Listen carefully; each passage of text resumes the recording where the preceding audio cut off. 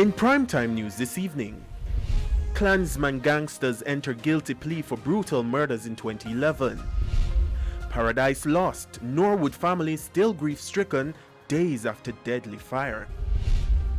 And mother who abandoned her baby in a toilet charged and in police custody.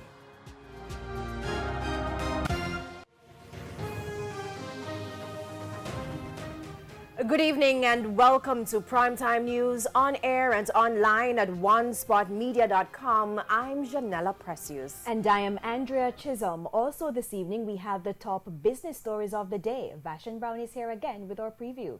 Thank you so much, Andrea. I mentioned the saga of the runaway dollar last night. Well, the Jamaican dollar continued to slide and consumers are in for a double whammy today. Prices at the pumps are also going up. So join me later on in the business day.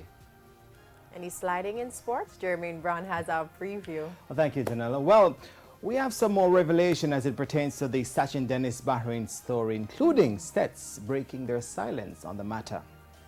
Soon come.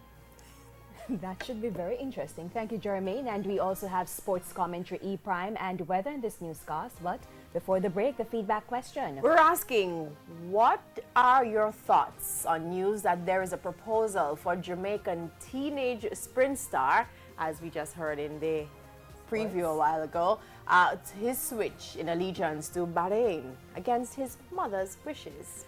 Give us your feedback, facebook.com/Television Jamaica, and tweet us at Television Jam. Stay with us. Primetime News returns after this break.